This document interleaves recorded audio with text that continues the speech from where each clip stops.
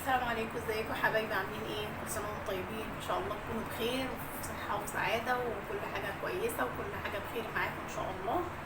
ربنا يا رب يصلح حالنا وحالكم ان شاء الله. طبعا انا بقى ايه، عملت الكيكه دي طبعا عملتها لكم بطرق كتير، فالنهارده بقى هعمل لكم كيكه جميله باللبن الرايب. شايفين اللبن الرايب عامل ازاي؟ شايفين عامل ازاي؟ لو عندك بقى لبن رايب بس يكون طعمه حلو وما يكونش ممرر، لان الممرر هيطلع لك الحاجه بايظه. يكون طعمه حلو، او لبن مركون عندك في الفريزر بقاله كتير وما استعملتوش، انت كده كده ما بتطلعيه، ما ينفعش تغليه لانه هيبوظ منك وهيروب برده وهيبقى مش كويس. فطبعا هو بيبقى ايه، عامل زي الحتت كده برده، بيبقى عامل ايه زي الرايب. فده برده ممكن تستعمليه برده ايه في الكيكه، وممكن نستعمله في القراقيش وفي القرص وفي كل حاجه.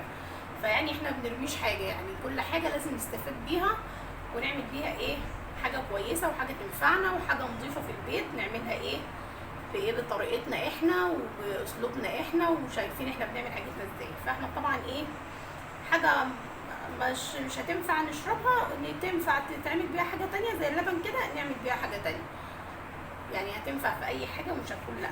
فاحنا دلوقتي معانا بقى عشان نعمل ايه مقاس صينيه 30، هنعوز كوبايه ونص لبن من المج العادي اللي في بيوتنا عادي، هنعوز 3 بيضات، هنعوز كوبايه سكر، عايزه تزودي السكر شويه كمان زودي براحتك، بس هو كوبايه سكر حلو، ودول 3 كوبايات دقيق هنحطهم طبعا بالتدريج لغايه ايه ما العجينه تبقى معانا بتاعت الكيكه القوام اللي احنا عايزينه، يعني ما نحطش بزياده تتقل معانا بسرعه، او نحط قليل تبقى سايبه، لا احنا هنحطها بالتدريج، احتاجنا هنحط، ما احتاجناش كتير لا يفيض عادي مش مشكله. وهنعوز طبعا باكت خمير، باكت فانيليا، وباكت بيكنج باودر. وان شاء الله بقى ايه الوصفه تعجبكم، ولو وصلتوا معايا لغايه هنا نبتدي بقى بسم الله الرحمن الرحيم، اللهم صل على سيدنا محمد وعلى اله وصحبه وسلم، صلاه تهدينا وتغنينا وترضينا. دلوقتي بقى يا حبايبي هنبتدي بقى نعمل اهو، هنحط البيض طبعا،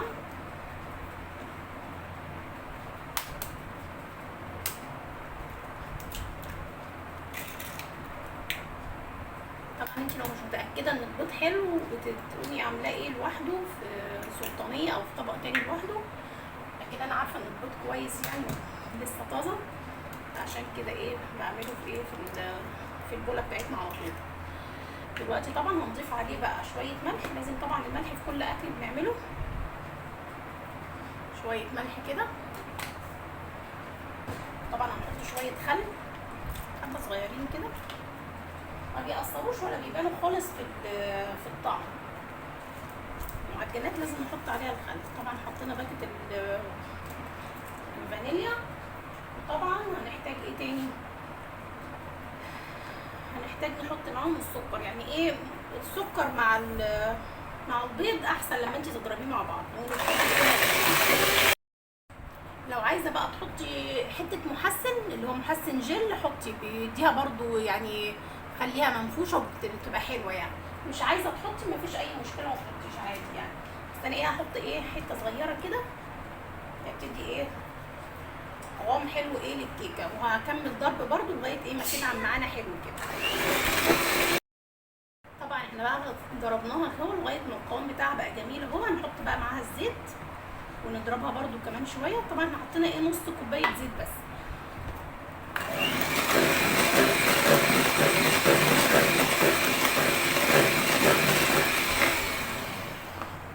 هنحط بقى ايه اللبن بتاعنا.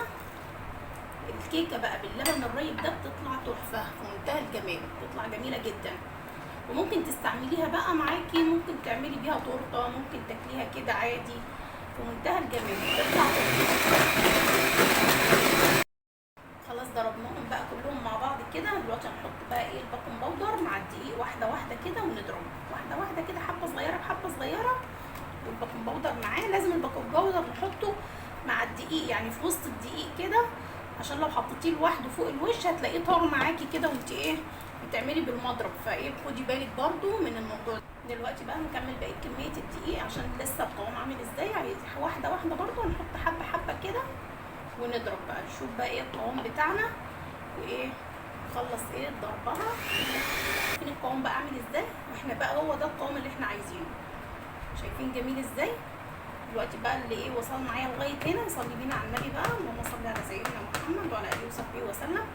دلوقتي بقى هنشيل ايه المضرب خالص، وايه ننزل بقى ايه على الحروف ده كله ونقلبه بقى ايه ببعضه كده عشان خاطر ايه ما يكونش في حاجه كده ايه لسه ما اتضربتش معانا ولا حاجه.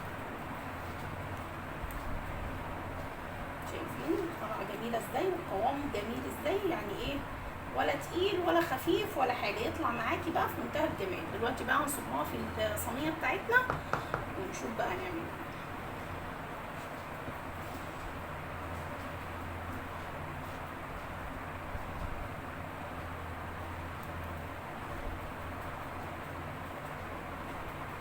عايزه تحط لها كاكاو حط لها، مش عايزه تحط لها براحتك، انت بتتحكمي في اللي انت عايزاه. يعني انا ممكن اسيب حبه واحط فيهم كاكاو، بس انا عايزه اعملها كلها بيضه فعشان كده ايه ما حطيتش كاكاو. انما لو انت عايزه تحطي كاكاو بتحطي عادي مفيش اي مشكله. انت بقى بتتحكمي في اي حاجه انت عايزه تحطيها لها بقى ايه تلونيها كده ايه بيها، عايزه تغمقيها تفتحيها براحتك، تطلع معاكي جميله وفي منتهى الجمال. وكده تستعملي كده كل حاجه انت بقى ايه تعمليها في البيت. لبن رايب، لبن ما طلعاه من الفريزر ما ينفعش، تعملي بيه كيكه، تعملي بيه فطير، حاجه كده في منتهى الجمال. دلوقتي بقى هندخلها الفرن على درجه حراره 200 كده، وايه على الرف اللي في الوسط، وما تطلع طبعا هوريها لكم بقى ونشوف بقى ايه اخبار الكيكه تبقى عامله ازاي. دلوقتي حبايبي شايفين صينيه الكيكه طلعت معانا ازاي جميله ازاي، لسه طالعه اهي في منتهى الجمال، يا دوبك سبتها تبرد شويه وجميله اهي وحلوه، واحسن من ايه ان انت ترمي اللبن او ترمي الحاجه اللي عندك، تستفادي بيها وتعملي بيها تورته، تعملي بيها كيكه، تعملي بيها اي حاجه هتستفادي بيها وتبقى في منتهى الجمال. دلوقتي هنقطعها بقى مع بعضينا ونشوفها جميله ازاي وايه، واشوفكم دايما كده كويسين، ودايما تابعوا صفحتي وان شاء الله تلاقوا فيها كل حاجه جديده. معلش هو النهارده انا مصوره انا بنفسي بقى عشان كل مره بنتي اللي بتصورني، بس النهارده انا اللي صورت نفسي، فالصوره ايه ممكن ايه ما تطلعش قد كده، بس حاجه كده على قدي بقى وان شاء الله تعجبكم. شايفين بقى الجمال جميله اهي تحفه، شايفين عامله ازاي جميله وتسويتها جميله وكلها على بعضها في منتهى الجمال، والطعم بقى مفيش بعد كده، طعمها حكايه. ان شاء الله بقى تستفادوا بكل وصفاتي وكل حاجه اللي انا بعملها، تستفادي طبعا من كل حاجه عندك في البيت، مفيش حد يرمي حاجه ومفيش حد يقول لا دي مش هتنفع، كل حاجه بتنفع ونطلع بيها احسن حاجه واكله وبتقضي، وتشربيها مع كوبايه شاي، تشربيها مع اي حاجه. اهي كوبايه الشاي اهي، اشربها مع كوبايه الشاي اهو جميله بقى ومفيش بعد كده. ان شاء الله بقى الفيديو يعجبكم، لو عجبكم الفيديو بقى لايك وشير واشتراك في القناه، فعلوا الجرس بقى عشان يوصل لكم كل جديد. اشوفكم على خير ان شاء الله في وصفه جديده. السلام عليكم ورحمه الله وبركاته.